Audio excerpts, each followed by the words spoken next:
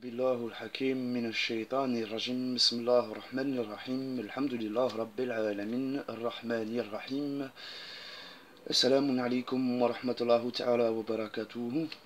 Que la paix soit sur vous. Amiro le petit grelou avec vous pour une nouvelle petite vidéo. Je présente cette vidéo donc pour vous parler de la pyramide de Juvisy. Donc pourquoi je vais vous en parler? Parce que j'ai, on va dire, le soir où j'ai fait le live, j'ai été donc dans un endroit particulièrement, plus particulièrement je vais dire dans le 91. On va voir, donc tout de suite, je suis passé par là-bas, un peu par hasard, et je me suis souvenu, puisque c'était pas la première fois que j'allais vers là-bas, je me suis souvenu donc qu'il y avait un monument assez spécial, hein, on va dire ça comme ça. Donc quand je dis spécial, de toute façon, vu les inscriptions que vous voyez là à l'instant présent, oui c'est spécial, donc vous voyez de quoi on va parler. C'est la pyramide de Juvisy-sur-Orge. Donc c'était pas la première fois que j'avais vu ça. Donc bon, pour ceux qui connaissent bien l'île de France, hein, les franciliens qui connaissent bien l'île de France, qui sont déjà passés par là-bas, donc 91, puisque voilà, c'est dans le département du 91, Juvisy-sur-Orge, pas très loin d'Évry, hein, Évry 91, et à la limite, on va dire, du 94, voilà, 94, c'est sur la Nationale 7 plus particulièrement, ok.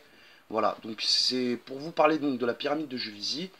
On va voir ensemble ça, et on va aussi voir un petit peu comment est-ce que la France, ou prouver comment que la France a pu être judaïsée depuis la Révolution française. Et quand je dis judaïsée, attention, on va pas parler de judaïsation, genre en gros tous les juifs, c'est pas ça que je suis en train de dire.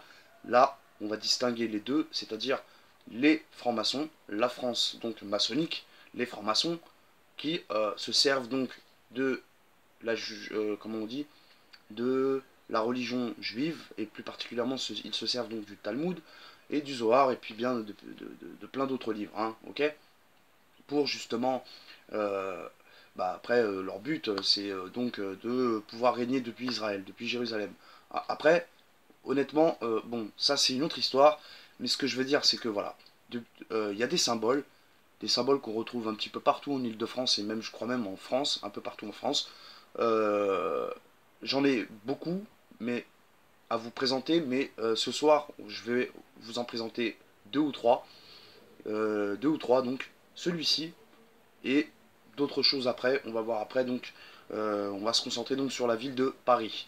Et je vais revenir un petit peu sur ce que je disais il y a peut-être 2 ans maintenant, ouais, ça fait un peu plus de 2 ans maintenant, où je parlais des monuments, d'architecture de Paris, des architectures de Paris. Hein, donc à partir de la Défense, donc de l'Arche de la Défense, vous savez le quartier d'affaires qui est à la Défense dans 92, hein, de là-bas on va partir sur une ligne verticale, donc c'est-à-dire verticale non, mais un peu en biais, pour vous montrer qu'il y a une direction bien précise, hein, qui part donc de l'Arche de la Défense en passant par la Porte Dorée de Paris et qui va vers Jérusalem, ok. Je dis ça, je dis rien, mais pour l'instant on va se concentrer donc sur la pyramide de Juvisy. Alors, je suis passé par là-bas dernièrement, et ça m'a fait rappeler, parce que j'étais déjà passé, je vous l'ai déjà dit, donc il y a bien longtemps. Mais j'avais vu ça comme à l'époque, donc je connaissais rien, hein.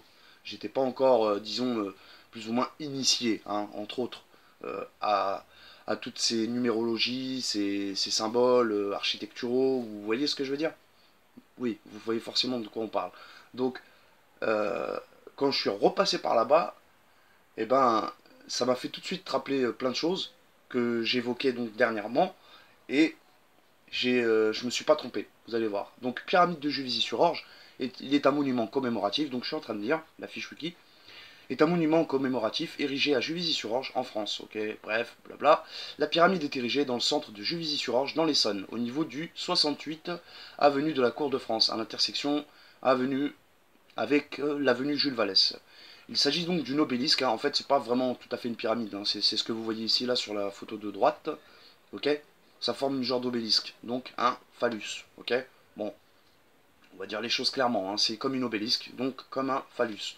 Vous vous souvenez, j'ai déjà parlé, enfin parlé non, mais j'ai écrit un petit texte dernièrement dans la rubrique communauté sur ma chaîne, où je parlais de Alat, Manat, El Uzza, et des temples. Hein, quand je dis des temples, c'est-à-dire des églises et des mosquées, hein, qui ont des minarets assez étranges, avec des portes d'entrée en forme, disons, vaginale, etc. J'en ai parlé parler, non, qu'est-ce que je dis?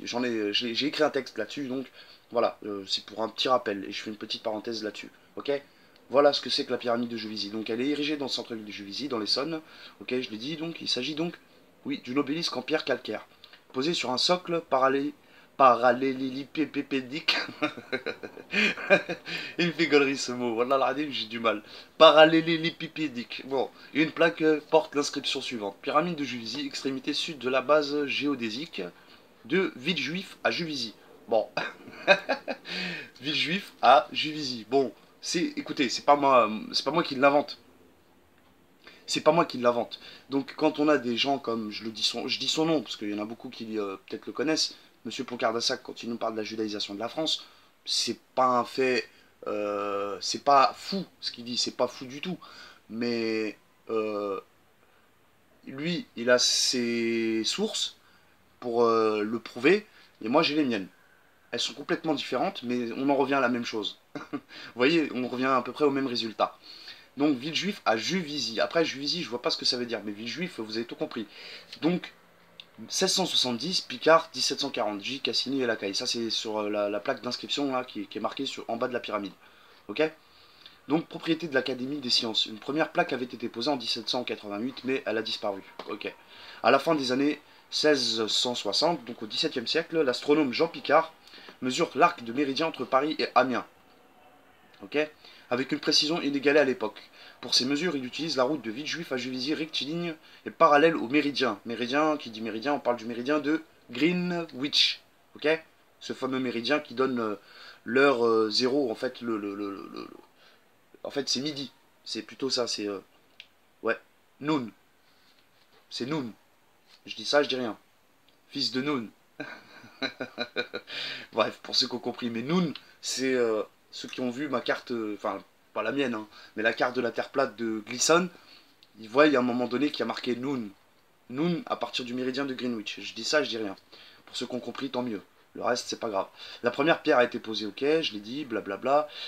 Oui, la première pierre a été posée donc le 14 mai 1756, en présence de Lemonnier, de l'Alembert, de Truden, de Montigny, on s'en fout. L'obélisque est classé monument historique le 20 juin 1942. Dans les années 70, la route nationale 7 est élargie. Oui, 7. Allez sur la nationale 7. Ce qui conduit au déplacement de l'obélisque. Oui, 7. Hein. Christine Lagarde, elle vous en a déjà parlé, je pense, non? Vous vous souvenez ou pas? Oui, ça vous dit quelque chose? Moi, ouais.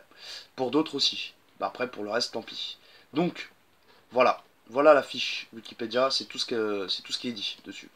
Maintenant, qu'est-ce qui m'a poussé à faire cette vidéo? C'est juste pour vous dire en fait que, on va y aller rapidement, mais Juvisy-sur-Orge, figurez-vous que Juvisy-sur-Orge, c'est donc une ville du 91, 91 Essonne, Essonne. Alors Essonne, je prends le Coran. Essonne, ça vous dit rien? Bon, 91, bon, attendez, on va voir ça tout de suite. 91 donc, c'est le soleil, la sourate du soleil. Ok? Ici, là. Attendez, j'arrive pas à surligner parce que je viens de recevoir un truc. En plus, c'est monsieur qui nous raconte son blabla. 91, le soleil. Ok? 91, le soleil. Essonne. Les départements de l'Essonne. Comment vous dites le soleil? Pas le. Un soleil en anglais. Comment vous dites un soleil? Parce qu'il y a une différence entre le et un. Un soleil, ça se dit bien a sun. Je dis ça, je dis rien. Ok? L'Essonne. 91 Essonne. A sun. Pas the sun. Parce que le soleil, ça se dirait the sun. C'est vrai. Je l'avoue. Donc pour dire un soleil, c'est a sun. 91 Essonne. Ça, c'est de la cabale. Celui qui me dit non, écoutez, tant pis pour vous, c'est pas grave, passons à autre chose, ou passez à d'autres chaînes, d'autres gens qui vous racontent du blabla. Moi, à partir de ce moment-là, je vous dis bye bye, Trib Slama, à bientôt, peut-être dans une autre vie. Donc, Juvisy-sur-Orge, qu'est-ce qu'il y a à Juvisy-sur-Orge? Juvisy-sur-Orge, c'est le département du 91, donc 260 pour le code postal. D'accord? Code postal, donc quand on envoie des courriers, tu mets 91 260, Juvisy-sur-Orge, ok? T'enlèves le 0, là, ici, ça te donne 26. Vous vous souvenez quand je vous parlais du 26, pour ceux qui ont l'habitude de regarder mes vidéos, d'accord?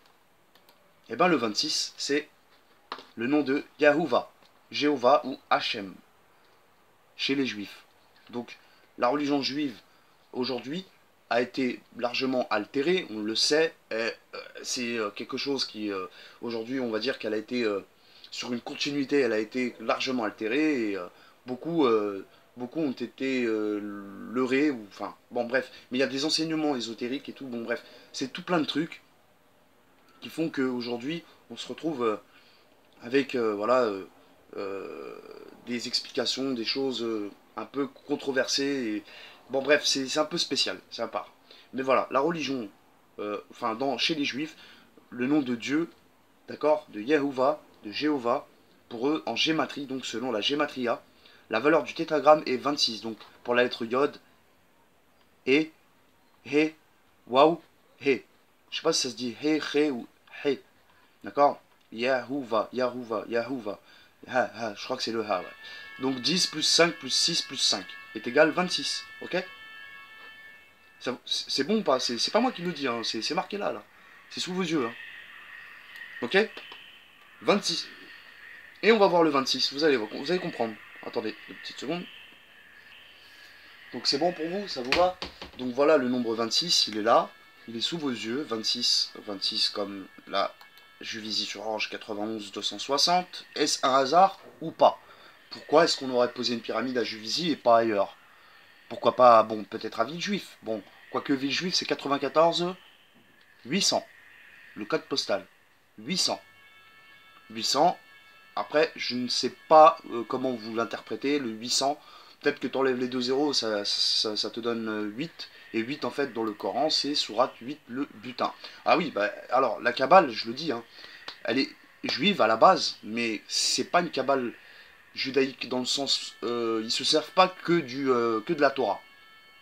Ou bien que des noms hébreux. Ils se servent aussi du Coran. Ils sont... Je dirais pas qu'ils sont derrière le Coran dans le sens où ils tiennent...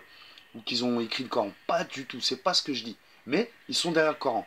Je sais de quoi je parle, quand ils parlent Torah, je sais qu'ils parlent Coran. Quand ils parlent du Mashiach, ils parlent plutôt d'un Messie musulman, qui veulent s'accaparer, ils veulent se l'accaparer.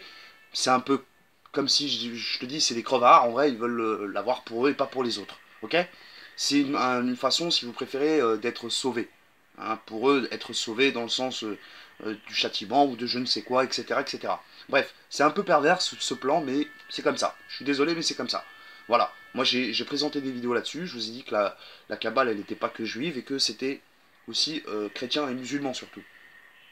En fonction des nombres, ils se servent des couleurs, des nombres, des codes couleurs, donc des nombres, et etc. etc. Ok? Voilà, tout est là, c'est sous vos yeux. Donc bref, vous avez un autre phénomène, bon bref, c'est pas un phénomène, mais c'est... En fait, on a remarqué qu'en France, et plus particulièrement en Ile-de-France, on a des communes spécifiques, où, si vous préférez, les habitants des communes hein, sont majoritairement de telle ou telle communauté, ou de telle ou telle... vous voyez? Moi je sais, je vous le dis, par exemple à Nanterre, on va retrouver Nanterre 92 dans les Hauts-de-Seine, on va retrouver beaucoup d'Algériens. Vous allez à Agnières-sur-Seine, vous allez trouver beaucoup de Marocains. Vous allez par exemple allez, disons à Montreuil, vous allez peut-être trouver beaucoup de Maliens. Vous allez, vous voyez ce que je veux vous dire? Vous allez aller il y a aussi beaucoup de Kabyles. Vous allez à Vitry-sur-Seine, il y a beaucoup de Kabyles, beaucoup d'Algériens Kabyles. Ok? Par exemple, c'est des petits exemples que je vous donne. Donc on a remarqué ce phénomène. Ok? Vous allez à Sarcelles, il y a beaucoup de juifs aussi. 93, 95, 200. Pour le coup, hein, le code postal c'est 200. Et là, bon, je dis ça, je dis rien, mais t'enlèves 1 0, ça donne 20 par. Je dis ça, je dis rien. Bref, Moïse, Saméry, blablabla, blablabla. Tu vas aussi trouver beaucoup de Chaldéens là-bas. D'ailleurs, j'en ai rencontré un il y a pas longtemps là.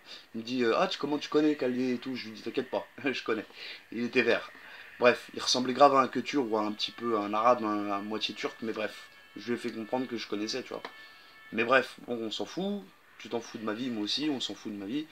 C'est pas la question. Donc les Lilas, c'est dans le 93, département de ma naissance. Voilà, je suis né là-bas et tout, je connais bien.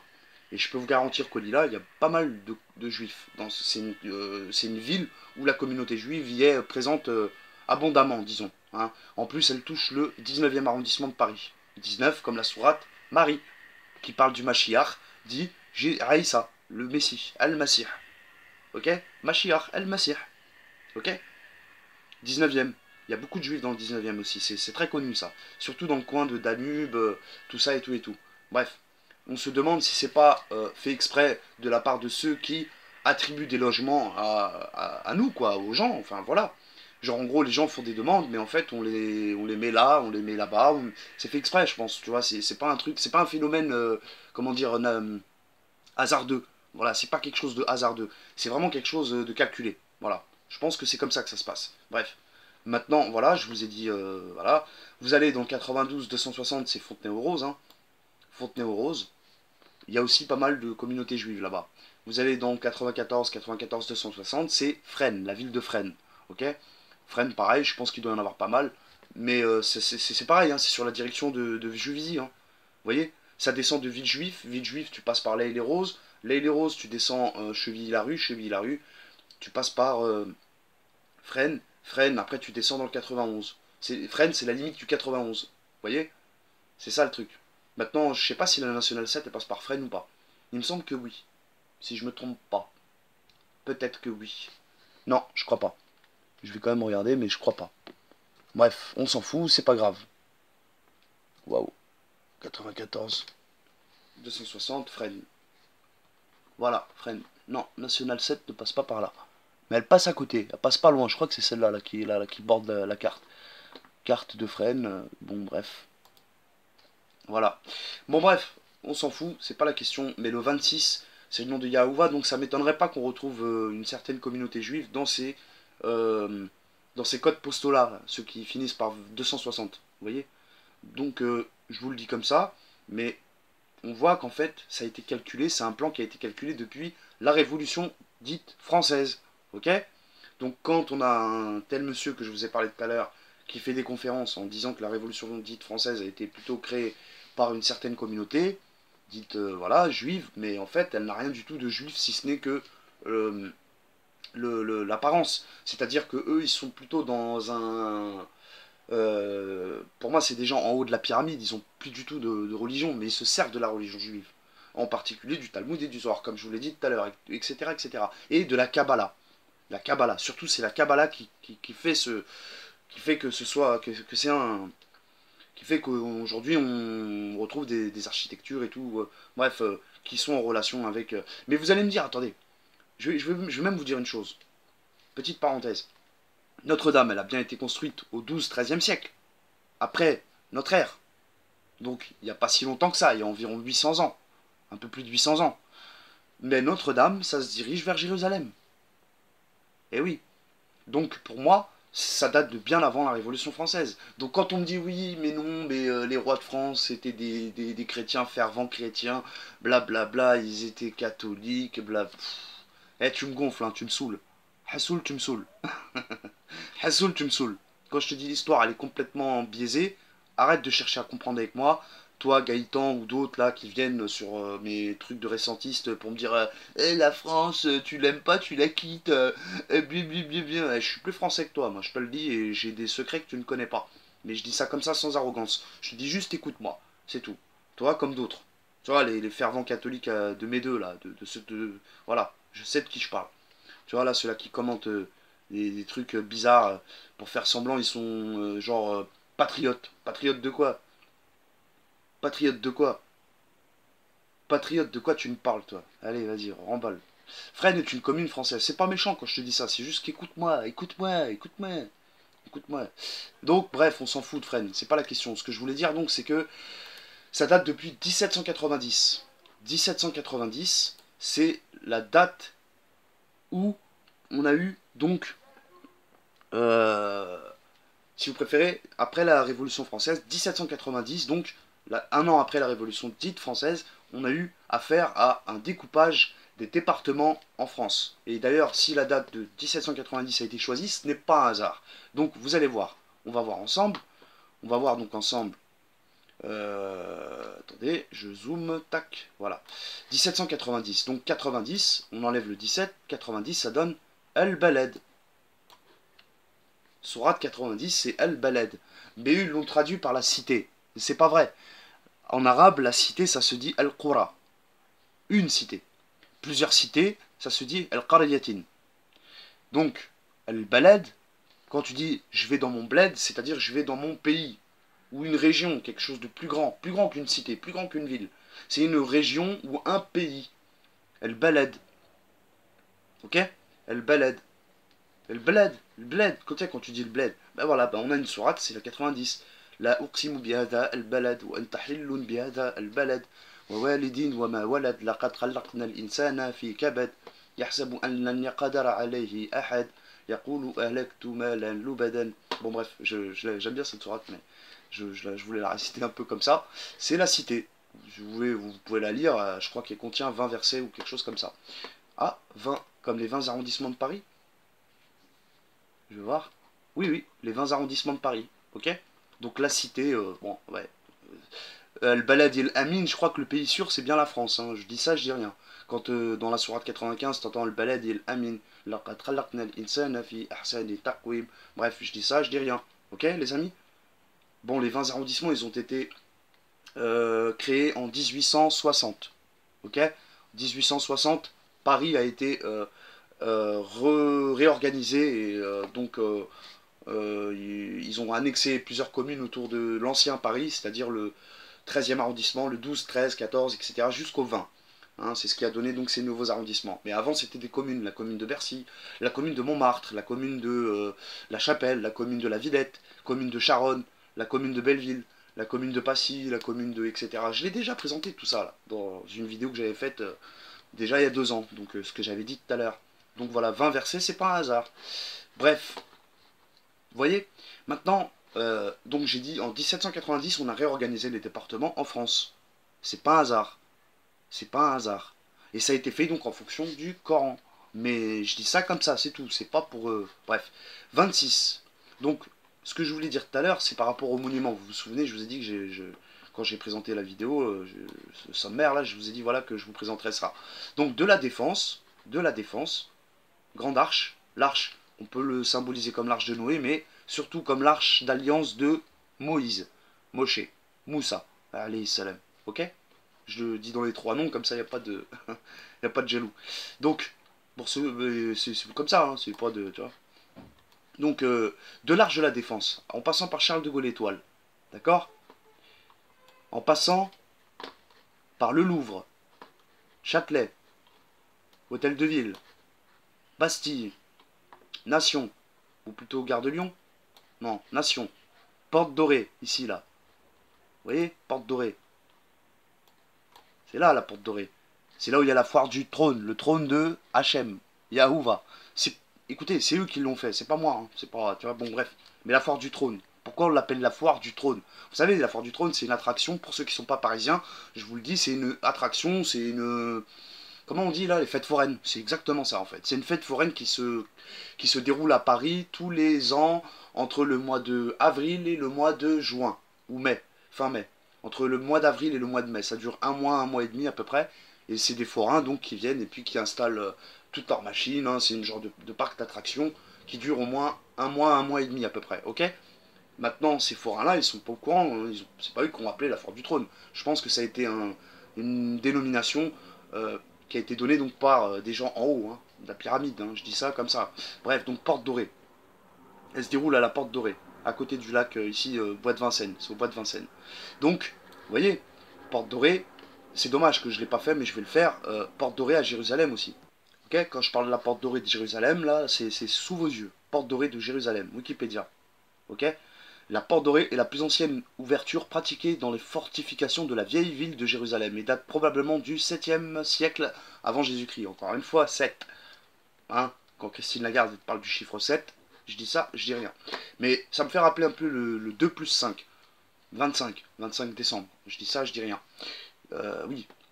Après le 7, pour moi, c'est le nombre, le chiffre de la connaissance. Parce que dans le Coran, la sourate 7, l'Araf, quand tu dis à quelqu'un, l'Araf, je sais. Jésus, j'ai su. Je sais, j'ai su. Je cesse. Le chiffre de l'espion. Voilà Tajas Sassou, sourate 49, verset 12. Et n'espionnez pas, c'est l'espion. 007. Ok, James Bond. Il n'existe pas James Bond, je te dis juste que James Bond, le personnage comme ça qu'on l'a intitulé James Bond, avec son code de 007, il vient de là, de la connaissance. Donc de la sourate 7, Al-A'raf, Al-Irfan, les gens qui savent, qui connaissent Jésus, j'ai su, je sais, le savoir, la connaissance, mon pote. Je te dis ça comme ça. Tout ça, c'est des codes kabbalistiques. C'est pour ça que je vous ai dit, je suis pas du tout un kabbaliste, mais loin de là. Et ceux que, pour les gens là où ils m'écoutent, si tu savais, si tu savais, si tu savais. Donc, vous savez que tout ça, ça se dirige vers Jérusalem maintenant. En plus, quand tu regardes sur une vraie carte Google Maps en grand, sur la carte, on va dire, en zoom arrière, hein, c'est-à-dire que si tu prends la France et une partie du Proche-Orient, et puis que tu pointes de Paris tous les monuments, donc comme je t'ai dit, de la Porte Dorée, là, de l'Arche de la Défense jusqu'à la Porte Dorée, ça va effectivement jusqu'à Jérusalem, jusqu'à là-bas. Ok? La Porte Dorée, l'accès du Messie, c'est pas moi qui le dis, les gars, hein. C'est pas moi, hein.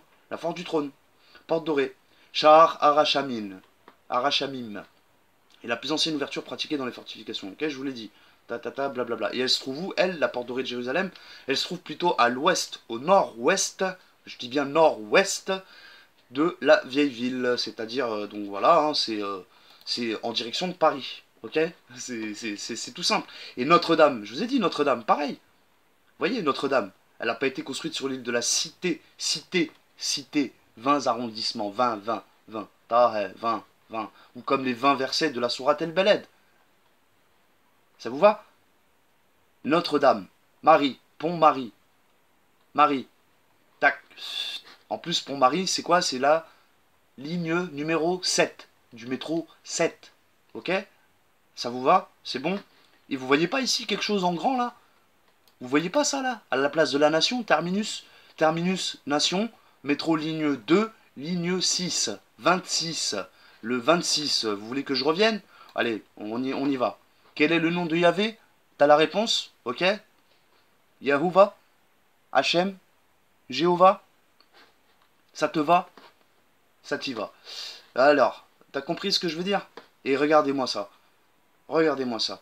Elle forme une boucle. Une boucle. En fait, on est encerclé. La Paris est encerclée par la ligne 2 et la ligne 6. Ok? En fait, elle emprunte les anciens murs des fermiers généraux. Les anciens murs des fermiers généraux, c'est-à-dire, ça fait le contour de l'ancien Paris. De ce que je vous ai dit tout à l'heure, en fait. L'ancien Paris qui composait 12 arrondissements. Ok? Donc, sous le règne de Napoléon Ier ou de Louis-Philippe. Après, quand Napoléon III est venu au pouvoir, c'est lui qui a réorganisé Paris en 20 arrondissements. D'accord? C'est sous le règne de Napoléon III, ça. Maintenant, ce que je te dis là, les murs des fermiers généraux, ça a été construit... Non, je crois que c'est l'enceinte de Thiers. Je confonds l'un et l'autre. J'ai confondu. Hein. Au final, l'enceinte de Thiers, en fait, c'est le Paris actuel. En fait, c'est les maréchaux.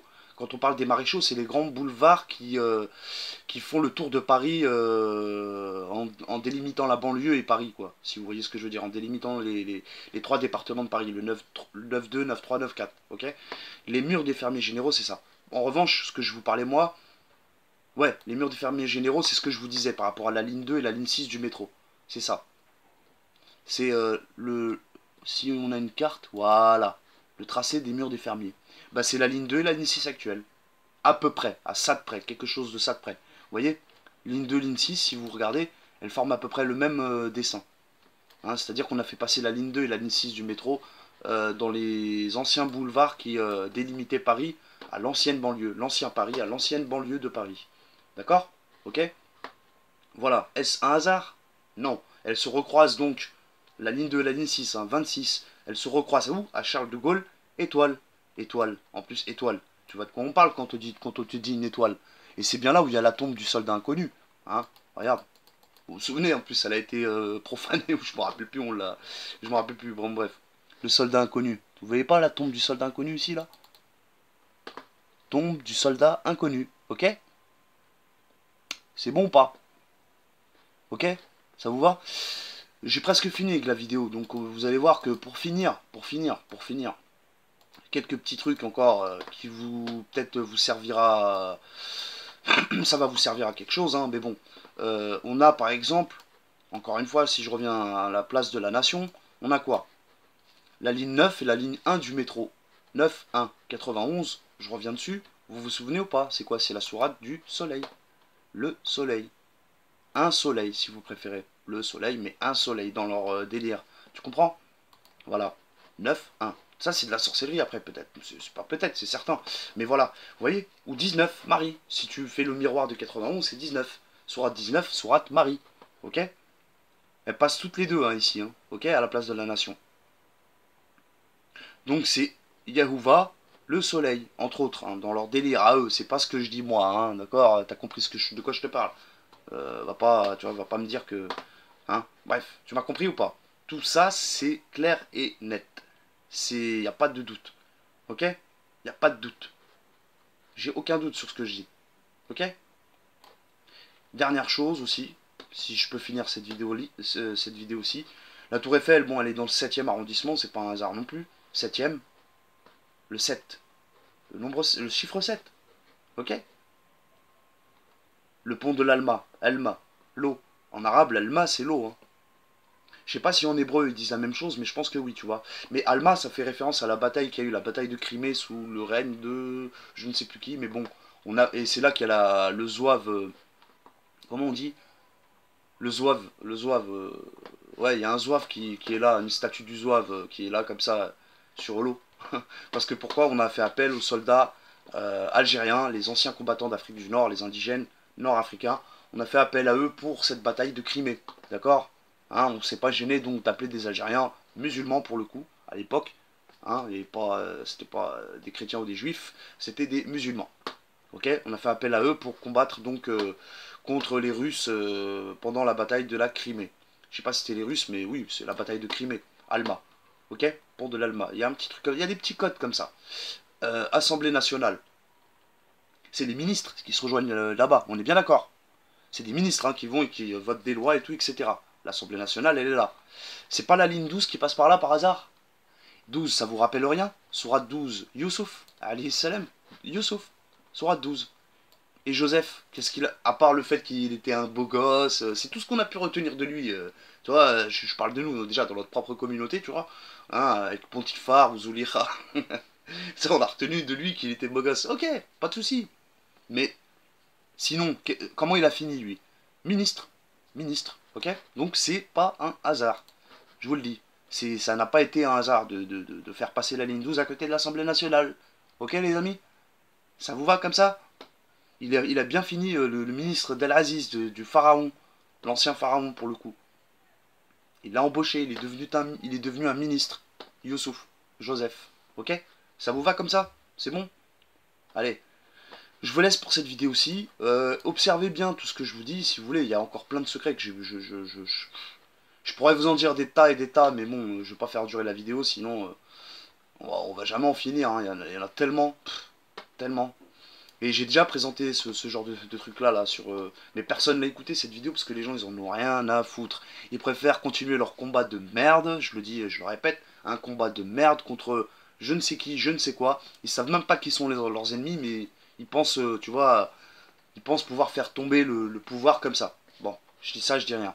Allez les amis, je vous laisse pour cette vidéo-ci. Je crois vous avoir dit assez de choses là aujourd'hui sur cette vidéo. Et voilà, ce que je voulais présenter, c'était la pyramide de Juvisy, mais pas que. Et vous avez vu, on a vu ensemble, donc tout plein de choses. Je vous ai bien montré qu'il y avait des secrets, donc des codes cachés derrière des monuments, derrière des métros. Mais vous vous rendez pas compte que c'est partout. Je suis sûr que c'est partout en France, c'est comme ça. Pas que à Paris, mais bien évidemment, Paris c'est le bastion, c'est la capitale. C'est tout à fait normal qu'on va retrouver des codes comme ça, hein, des codes, des symboles, hein, de la cabale, par-ci et par-là, quoi. Et dans tout et dans rien, quoi. J'ai envie de dire vraiment dans tout et dans rien du tout. Je veux dire, un petit truc de rien du tout, bah, tu vas trouver quelque chose. Voilà. Et la RATP, bien sûr, moi qui ai travaillé là-dedans, je peux te garantir que, ouais, c'est euh, euh, c'est très cabale. C'est parlant. Il y a beaucoup de cabale dans la RATP, beaucoup. Je dis pas, c'est ceux qui donnent des noms, des trucs, machin. Je parle pas du petit chef, là, ou du petit directeur ou quoi. Non, non, c'est ceux-là qui sont encore plus haut, là. Bien plus haut. Ok? Qui pensent, si vous préférez, le monde de demain, quoi. Ok? Voilà, les amis, je vous laisse. C'est des initiés. Tout simplement, des initiés. Eux, ouais, c'est des initiés. Ok? Voilà. Il suffit de lire à travers les lignes, et entre les lignes surtout. D'accord? Voilà. C'était tout pour cette vidéo-ci, c'était Amiro avec vous. Merci pour m'avoir écouté jusqu'au bout et pour avoir été patient donc avec moi. Et n'hésitez pas à liker cette vidéo, partagez si vous aimez mon travail. Vous-même vous savez, je vous aime pour ceux qui m'aiment. Le reste, fuck off, comme dirait l'autre. Mais voilà, je vous aime les amis. Je vous dis à bientôt pour une nouvelle vidéo. Soutenez-moi si vous voulez. Si vous voulez me faire un don, il n'y a pas de souci les amis. Vous êtes marhaba bikoum. C'est le bienvenu. Et voilà. Donc je fais pas ça pour l'argent, je fais pas ça pour l'oseille. La as'alukum alayhi ajran ila al-mawaddata fil qurba. Voilà, pour ceux qui comprennent, Sourate 42, verset 23, allez la lire et vous comprendrez de quoi on parle. Quand on parle de religion, on n'a pas à faire du business avec. Je fais pas de business. En revanche, celui qui veut me soutenir, faire un petit don, il est le bienvenu.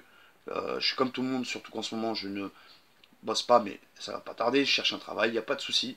Voilà les amis, je vous laisse. Je vous dis à bientôt pour une nouvelle vidéo. C'était Amiro avec vous. Wa alaikum assalam wa rahmatullahi ta'ala wa barakatuhu. Paix sur vous mes amis. Ciao.